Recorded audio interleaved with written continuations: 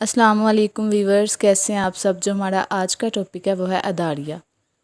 اداریہ کی روایت انگریزی صحافت سے اردو صحافت میں آئی ہے۔ آج سے 100-150 سال پہلے یہ روایت رہی ہے۔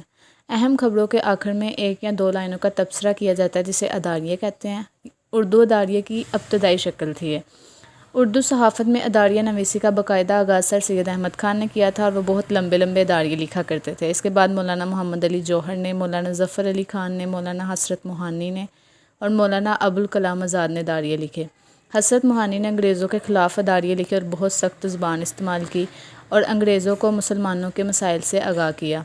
اداریہ بنیادی طور پر اخبار کی عکاسی کرتا ہے۔ اخبار کسی مسئلے پر کیا رائے رکھتا ہے، اداریہ اخبار کی رائے کے بارے میں آگاہ کرتا ہے۔ اداریہ قومی اور بین الاقوامی مسائل سے لوگوں کو خبردار کرتا ہے۔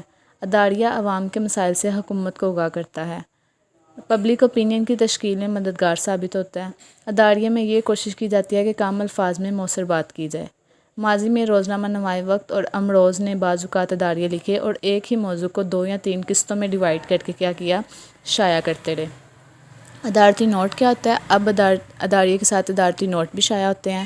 ادارتی نوٹ مین اداریہ کے نیچے 2 یا 3 لائنوں کا ہوتا ہے۔ ادارتی نوٹ مقامی سے قومی مسائل پر ہو سکتا ہے اور اب ہر اداریہ کے نیچے 2 یا 3 ادارتی نوٹ ہوتے ہیں اور یہ تقریباً ہر اخبار میں ہوتا ہے۔ نیکسٹ، اداریہ کیوں لکھا جاتا ہے؟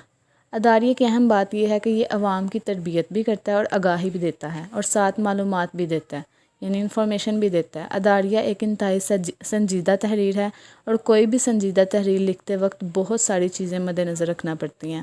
عوام کے مسائل کو حکومت کے آگے پیش کرتا ہے اور کل کا کام کرتا ہے۔ عوام کے مسائل کو حکومت کے متعلقہ اداروں تک پہنچاتا ہے۔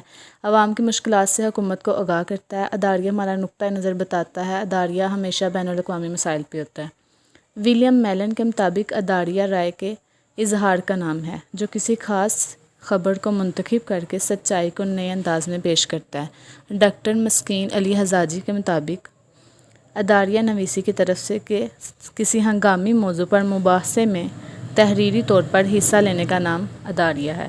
اداریہ اور کالم 2 ڈیفرنٹ چیزیں ہیں۔ میں آپ کو نیکسٹ ویڈیو میں بتاؤں گی کالم اور اداریہ میں کیا فرق ہے اور اداریہ جو ہے نا اخبار میں اپنی کیا اہمیت رکھتا ہے۔